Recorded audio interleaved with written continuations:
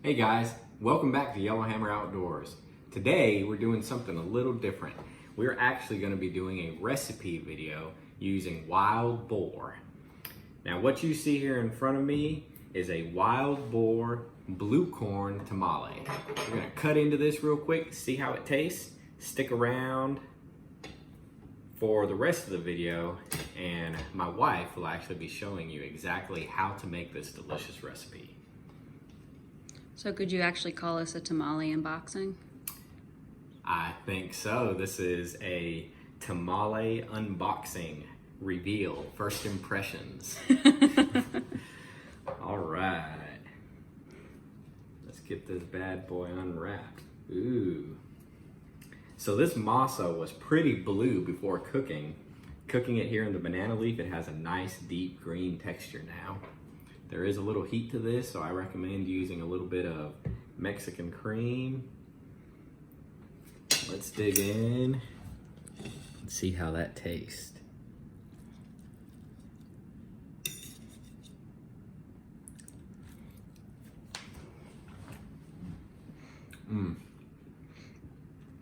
Oh man, that is delicious. Make sure to stick around and watch how to make this delicious recipe. Thanks for watching. Hit that subscribe and like button. I hope you enjoyed the video. Thank you. Hey y'all, welcome back to Yellowhammer Outdoors. Today we're going to be making some wonderful tamales, but instead of my usual pork, we're going to be using wild boar. This is actually wild boar shoulder, but we call it the butt, colloquially speaking. And make sure you hit that like and subscribe button, but now let's get on into it. Okay. So we have our pork butt here, which as I've already said is really actually the shoulder. And you'll notice that there's a lot of fat on here. And I'm okay with that, and let me explain why. One, fat is flavor, and even though boar is gamey, why are you cooking boar if you don't want a little gaminess, right? Additionally, I'm going to use that fat once it's rendered, when this is slow cooked. I'm going to use that in the masa in place of just regular lard. Again, that's going to be more flavor. But you'll see what I'm talking about when we get there. Now, additionally, you want to make sure that your cut of meat fits in your pot. In my case, boom, it fits. I might trim it a little to really get it so I can put the lid down on there, but I don't have to use a giant pot like I almost did. So next step is going to be making the sauce. So let's move on to the sauce. That's the most important part of this process. All right, so the sauce is what's going to be what gives your tamales their flavor. So as you can see, I have whole guajillo peppers here, chili pods. And what I've already done is I've toasted them up in a skillet for about 10 to 15 seconds, seeds and all. And then after I toasted them, I put them in the blender with hot water. I didn't boil the water, I just made sure it was nice and hot from the sink. And I let this sit for about 15 to 20 minutes to start to break down those peppers. The guajillo is going to be the base of our sauce. Now, in addition to that, we're going to add, I have two different brands here, doesn't matter. We're going to add chipotle peppers and adobo sauce. I have 4 cans. This is because this is such a large piece of meat that I want to make sure this is as flavorful as possible. In addition to that, we're going to add a little bit of apple cider vinegar. I wouldn't normally add this, but because boar can be tough, I do want the acidity to break it down. I'm going to add some ground cloves, not whole, ground. I don't want that grittiness. I'm gonna add a little bit of ghost pepper rub just to kick it up a notch and add some flavor. I think the flavor of ghost pepper is really lovely, and we want warmer flavor with boar. I'm gonna add some cumin. Oregano is a must, believe it or not. You can't have good boar or pork tamales without oregano, so I'm gonna add probably the rest of this bag, to be honest. I'm gonna add 20 cloves of garlic. I know that seems like a lot, but again, look at this hunk of meat. We need a lot of sauce to cover this hunk of meat. And salt will be to taste, and I will continue to salt throughout this process, so I'm not gonna go whole hog, no pun intended, until that point. And bay leaves, I am not putting the bay leaves in the sauce and blending it up. I'm not doing that. The bay leaves are going to go into the pot towards the end before I start putting on the burner, okay? But everything else into the blender. So let's go. All right, so I've gone ahead and made the sauce. I blended it up. I had to do it in 2 batches and then put it in my pot. And you will notice that is nowhere near enough liquid to cover the pork butt, but that is okay because we're just going to add water to cover. You don't have to worry about the amount of water that you add. It doesn't matter how liquidy it gets. And it also doesn't matter that if it's chunky, if it's not smoothly pureed just yet. Reason being, we're going to slow cook this pork butt in there.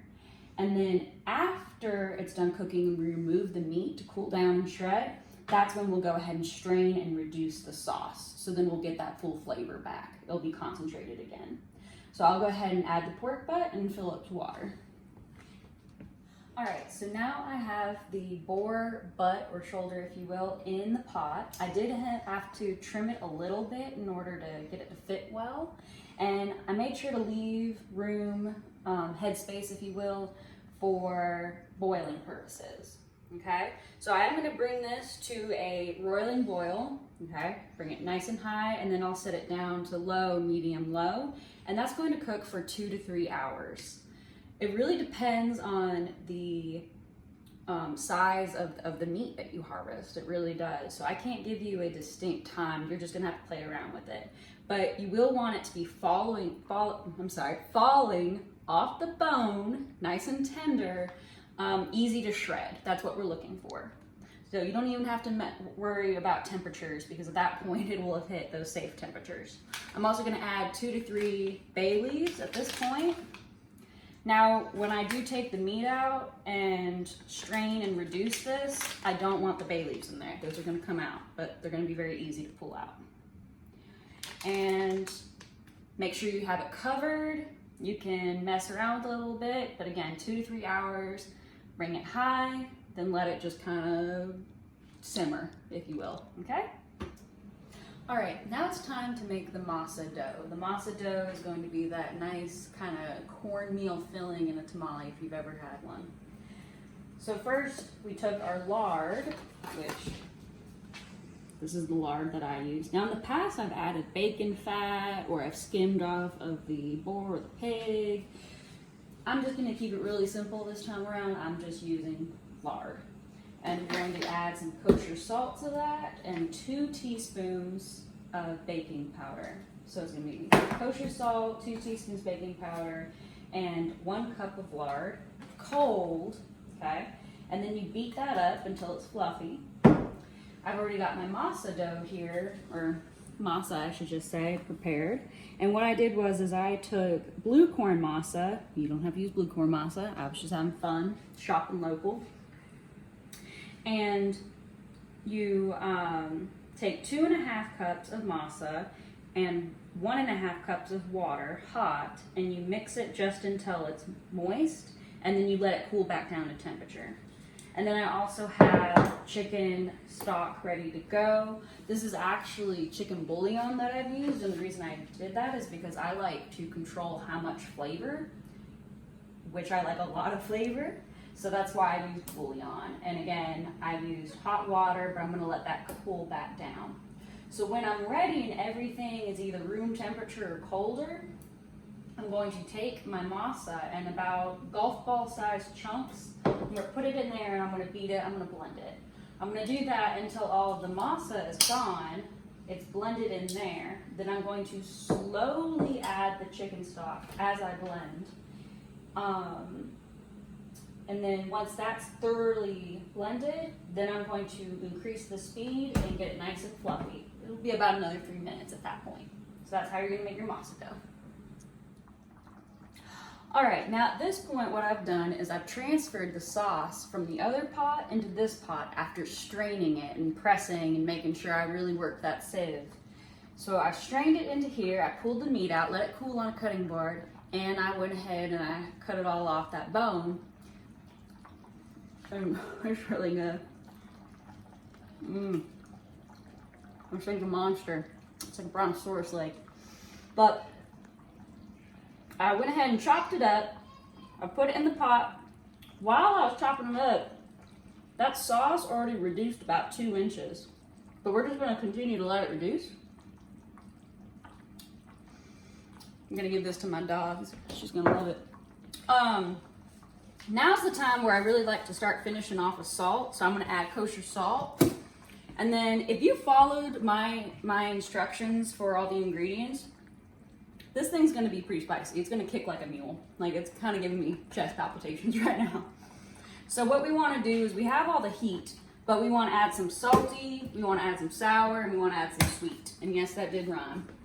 So I'm gonna add brown sugar to taste, salt to taste, and apple cider vinegar to taste. And this is also gonna help break down that meat, make it more tender, because after 2.5 hours on this stove, we have some work to do still. But I wanted to go ahead and rend it off the bone and get that flavor reducing in the sauce. Because a great sauce can cover a multitude of sins. So that's what I'm gonna do now. All right, now it's time to assemble your tamales. And in this case, we're gonna use banana leaves. And you might be thinking, what about corn husks? Well, my husband and I tend to find that banana leaves impart better flavor. Just the flavor you will get in the masa from these leaves is out of this world. Additionally, corn husks tend to make things drier in our opinions. So, highly recommend banana leaves, and you're gonna need 2 pounds, so 1 pound bag here, you'll need 2 bags. And what you'll do is you'll cut roughly 8 by 8 or 9 by 9 squares of banana leaves, no tears. Your scraps you can put in a pile because you're gonna line your steamer basket with that. So I'm gonna go ahead and take a banana leaf. First things first, I want about 1/4 cup of masa. Okay, my hands are clean, so I'm just gonna spread that out. Alternatively, you could be using a spatula or a butter knife. This gives it extra character though, right? I'm gonna use 2 tablespoons of meat. Try not to eat all of the meat before you finish this process. I know I've been picking at it. Okay, kind of center that. You're gonna put some cheese. This is a type of Mexican melting cheese. It's called Oaxaca. I'm probably mispronouncing that, but it'll be in the description at the end. So I'm gonna put some cheese, and then I'm going to take some Kalamata olives, sliced, and I'm probably gonna put, let's go with 3 on each. That blue corn is really something. I don't love the color of that, to be honest, but I don't regret shopping local. So it is what it is, and it tastes delicious. So I'm gonna fold up, kind of tuck, fold in, do another tuck, kind of make that a little bit more rectangular. Okay, at this point, I'm gonna take some twine, must be kitchen twine. You don't wanna accidentally poison yourself. I'm gonna cut some. I recommend having this pre-cut if you're gonna do a little assembly line of this. Save some time. I'm gonna tie one going this way. And I'm gonna cut another.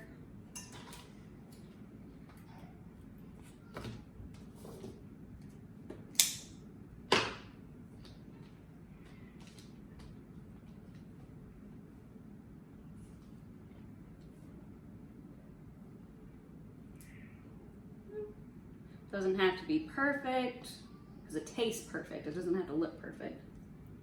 And there you go. So that'll go in your steamer basket lined with banana leaves. You're gonna make sure you have plenty of water in your steamer basket. Constantly check it and refill it, but you wanna bring it to kind of a steady boil, and you're gonna steam them for 1.5 hours. So yes, you will have to check the water level over 1.5 hours. And then you're going to leave them covered in the steamer basket off heat for another hour. Now the nice thing is that's a lot of work, but you're gonna make a big batch, and then if you want to keep them, they keep really, really well. They can be refrigerated or they can be frozen. I think they'll keep about 6 months in the freezer, and all you would have to do is thaw them and then steam them quickly. Just steam them to heat, not steam them to cook them because they'll already be cooked.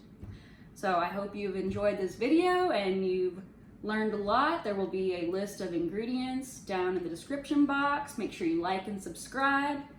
And I guess one of the perks of using this blue corn is I can say these are Boar and blue corn tamales, and that just sounds really fancy. So thank you and have a great day.